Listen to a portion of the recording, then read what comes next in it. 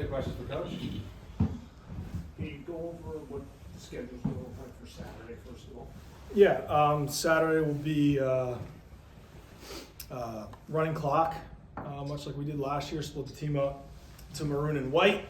So it'll be a running clock, 15 minutes. We'll give a little bit of halftime, and we'll split them up kind of evenly the best we can. Some position groups just might have to go a little bit both ways, but right now we're looking pretty good. We got one more practice to get through.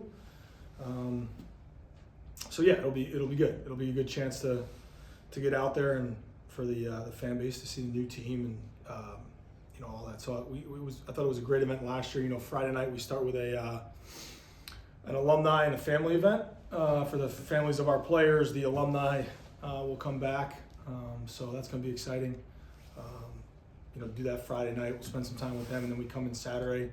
Make it as much as a game day. We're doing a lot of things that's been publicized for doing a youth clinic after, having a bunch of stuff around the stadium. So it should be a great day. It's supposed to be a little cloudy, so hopefully the sun pops out. But yeah, so that's what Saturday will be. How much contact are you planning to do? We'll go tag. Yeah, we've been live the last I think 2 Saturdays. So we've had an 85 play scrimmage and almost 100 play one last week.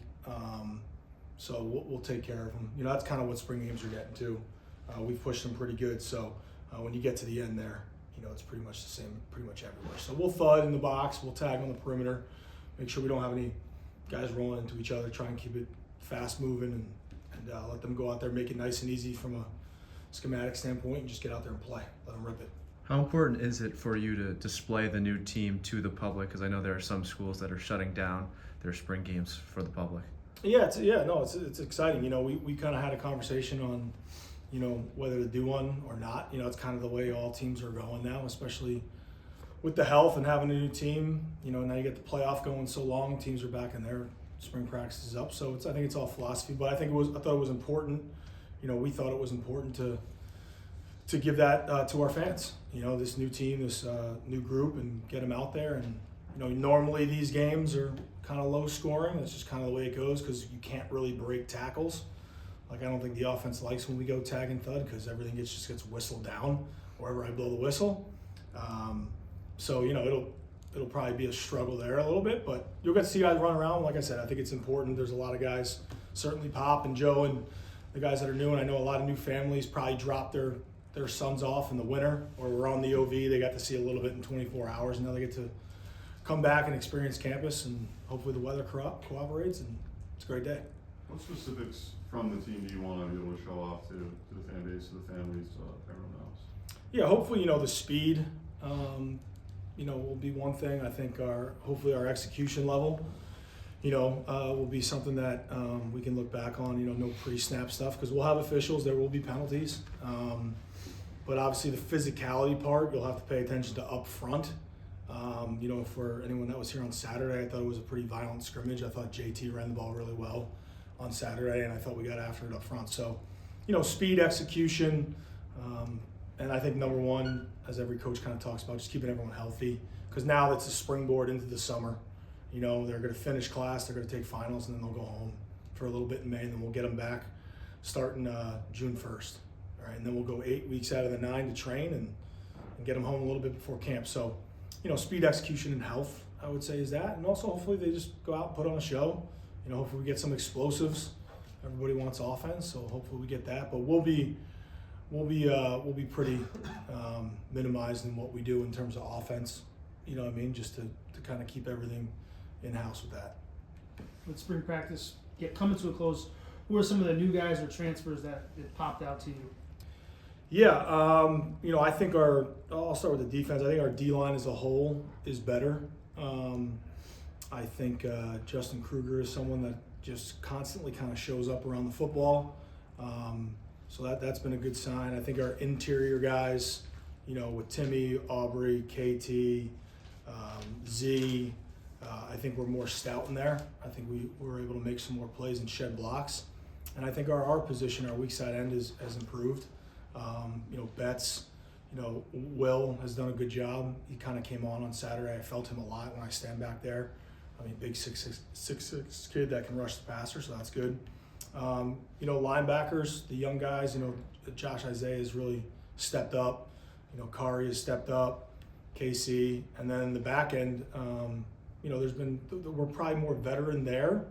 But I think some guys like JC, Chris Stanley, I think the addition of Zay at corner has been good. So I think overall there's been a lot of guys. And then offensively, obviously all new quarterbacks. Each one of them's kind of, you know, had their moments, had their bad moments. You know, we get another one coming in here for June, so that'll be good, create that competition there. Running back, JT is probably the most improved guy on our entire offense, just from having him be here and seeing his progression. He's going to be a big back that I was pleased with Saturday, was able to break some tackles. I think our tight end group is probably a more veteran and experienced group. They would say probably that's our best group overall. I think you got 4 to 5 guys there that can compete and play. And then wide out with the addition of Joe, you know, you got TY, you know, Pedro's been out a little bit, so it's been disappointing there. You know, if you were there on Saturday, Drew has stepped up and made some plays. So I think overall, you know, that group is good. And then O-line wise, it's really new faces. You got Brock, you got Peyton, you got Magnus moving over from tight end. I think our 2 young tackles have a shot, and then we're getting Frank's back, and we have 2 more coming. So we have about 23 or so guys coming between freshmen and portal. So that'll get us to the 105. So I think overall it's been a little bit here and there, but I think there's been some flashes that get you excited. What is it about Drew that's allowed him to get opportunities and then take advantage of those opportunities? His mentality. I wish I could pour Drew into every single one of the players. It's just his mentality. Everything that Coach Beaton said, why Coach Beaton's built that program over there, is exactly because he recruits guys like Drew. That's how we got that program turned around, right? So Drew's in here all the time. His mentality, he works. He comes in, he watches film. I joke with him, he's got a chair that's his basically in the players' lounge. It's the one in the corner right next to the game ready things for your legs. And he's in there and he's studying the playbook. And I'm sure he'll get all A's. So it's just the mentality. It's a choice that he made to bet on himself, right? He had a lot of great opportunities, Ivy League opportunities, all this other stuff, but he came here and bet on himself. And I would say he's going to cash on that. Were you surprised by that, or is that something you can evaluate during the process? Yeah, I think from the way that Coach Beaton talked about him and what we saw when we went to practice, and let's be real, like he ain't 6'1", he ain't 6'2". That's how those guys make it, right? And his mentality has just been great. So I would say surprised that probably this fast he's made an impact. I think he caught another touchdown today. So, you know, it's just been probably as fast as it's been, probably has been a surprise. Are you planning on having Max Warner calling plays from the sideline or in the booth? He'll be in the box. Yeah, he'll be in the box. He goes up on Saturdays. You know, nowadays too on defense as well, you know, with the iPads and the ability the technology, we don't have too many people up. But Max will be up to call it, yeah. Are you happy with where your team is right now writ large? Are they ahead of where you thought they might be? Are they right on schedule or what? You know, I think, you know, it's hard to, you know, what I'm trying to look at is the toughness and the connection to the team. I think that has definitely grown. I think that's how we're going to get ourselves going. But I would say this, you know, I'll have a better feeling, you know, moving into camp and those kinds of things, just in terms of like when the lights come on, that's been our issue. You know, and any good team you're around, I think that's when their time is to shine. So do I think they're doing everything? Do I think they're listening? Yeah. I think we got a lot of pieces coming that the summer's going to be critical. You know, summer's probably the most important time to come together because it's really just us here. I mean, I think basketball comes in, I think hockey comes in at a time, but it's really just us. So I would say we're progressing. I think there's been incremental improvement. But ultimately, I'm not going to get ahead of myself or not get too far behind. I think we're doing what we're asked to do, and I think they're growing. And I definitely think it's a more connected team right now. Coach, guys like J.C. Clark played minutes last year when, you know, guys were out, and he's come into spring and played pretty well. Kind of what have you seen with his progression that'll give him a chance to play big minutes when fall comes around? Yeah, I think the biggest progression with him is very similar to what I talked about with Drew. Their mentality is they're gonna do the unrequired. You know the NCAA and every schedule that people set up, they give you a certain amount of time, but it's the unrequired that kind of takes you to the next level. And I think guys like JC, guys like Drew, I mentioned JT, at running back. And I think just, the more they put in, the guys that are in the building all the time, and their coaches are driving that, but at some point they got to make that decision. I think that's the most progression I've seen. So I would say for anyone that's improved, in the spring, which there's been a lot, I think it's been that kind of doing the unrequired. Like they got to make a choice. They're never going to get this back. I talked to them after practice. This is it. Everybody thinks they're not going to run out of time, and then you do. So I think they're making the right choices in terms of doing the extra work. At the beginning of the spring, you mentioned how hard you wanted to push the guys over the course of the spring. How do you feel that they kind of responded to that over the course of these past few months? Yeah, I think they were a little soft today to start. I pulled up the O-line, D-line after we crossed in period 4, and I've made it very, very clear to the team and very clear to B. White, Naeem, Witt, Tony, Max, Jared. We'll go as our O-line and D-line go, and then we got to have great quarterback play. So I give them the analogy, the old school war, front lines push the other front line back, everybody else has a chance to live. So, we've pushed them really hard. Probably today was a combination of, it being practice 13, pushing them. I mean, we've averaged 60 to 70 team plays every Tuesday and Thursday. So this is the most we've played football in any time period that I've been a coach. The O-line, D-line really doesn't get a break. Tag, thud, and live is kind of the same for them. So we've tried to push those groups probably more than other groups, but I think the team has responded. I think our messaging has been about that, the toughness and connection. And I think we're on our way, and now we just got to keep going. What have you seen from Joe Griff throughout this practice? Yeah, just the maturation, right? Been 2 spots, comes here, and now this is it for him, right? I think I talked about that last time. A lot of these guys with this new, wave of college football with the portal and NIL, like this is it. This is his opportunity. So I think he's grown. He's got all the talent in the world. I mean, I've been around some good ones, whether that was at Minnesota, right, with those guys, most recently at Rutgers with those 2 guys. We'll see that kid. We'll see KJ, game 1, freakazoid. It's probably going to be a, first, second round pick if he keeps doing what he's doing. So Joe's got all that. He's got the battlesome injury. I think the biggest strides he's made with his body. He's gotten bigger, worked with Coach Green. I mean, he's been out there for the last week with stitches in his hand. And he's catching the ball with a club on his hand. So that mentality, I think, has let him grow here. And I think he's happy. I think he's enjoying it. But he has to be good for us. Like, there's no choice. Like, he has to be. He has to be the guy. And a lot of the guys in the league don't look like that. They just don't. There's not a lot of 6'3+ guys that can elevate, go get it. So he's got to be a weapon for us. But he's going to have to play the most football that he's ever played. Right, and there's the clock is running. So I'm excited for him, and I think he's taking the steps, and he's pushed himself, which I think in the past has been something that he hasn't done. So I'm pleased with that. So you think guys like Joe and a guy like Pop are people that embrace that pressure, embrace that challenge, or is it someone they're just kind of there to go out there and play? Yeah, I think anyone can make the decision to lead and to do those kinds of things. So I think those guys certainly, on paper, you're better players on every, offense, defense, special teams. They have to step up, because a lot of the guys trying to figure it out in college football for the first time, getting reps for the first time, they're a little bit more anxious and nervous. So I think those guys overall have done a good job with doing that. So, but we need them. We need the Pops, the Joes, all those guys. Like, it's time.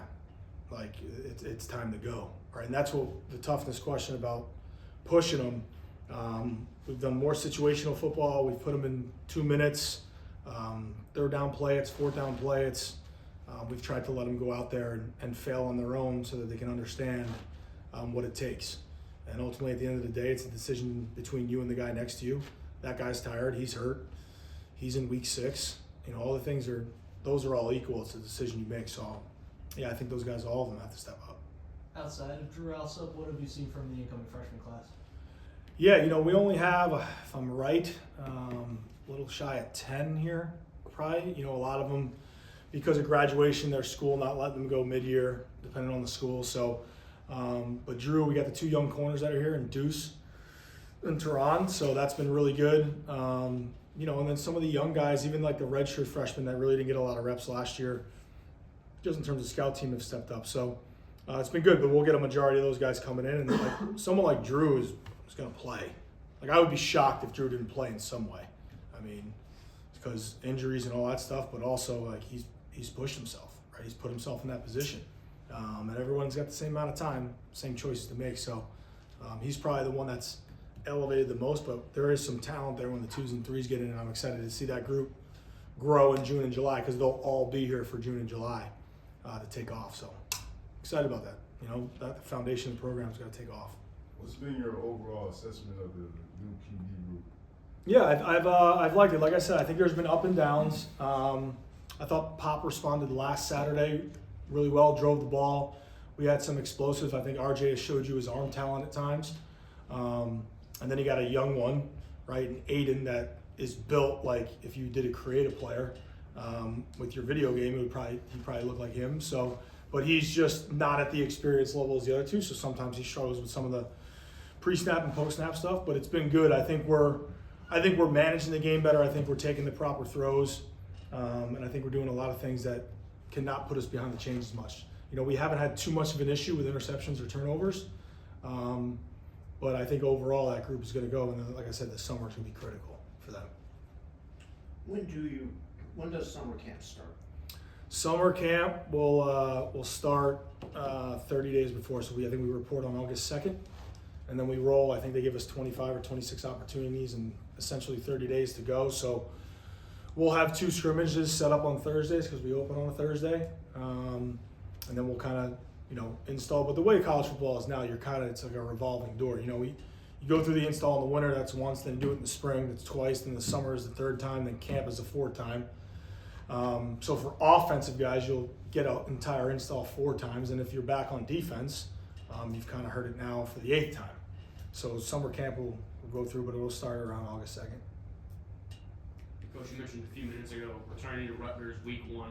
How early does game planning, scripting, is that something that's already on your mind? Like your first play call sheet for the first offensive drive of that game? Is that something that's already in the works now, or if not, when does that kind of start? Yeah, that'll start over the months of May and June predominantly. So we'll hit the road here after our spring game. We'll hit the road middle of next week, get on the road, recruit. A lot of showcases that go on in New England, especially for guys that were recruiting 27s, 28s. So we'll hit those, and then as the coordinators are in and back off the office, they usually work on about the first 3 games.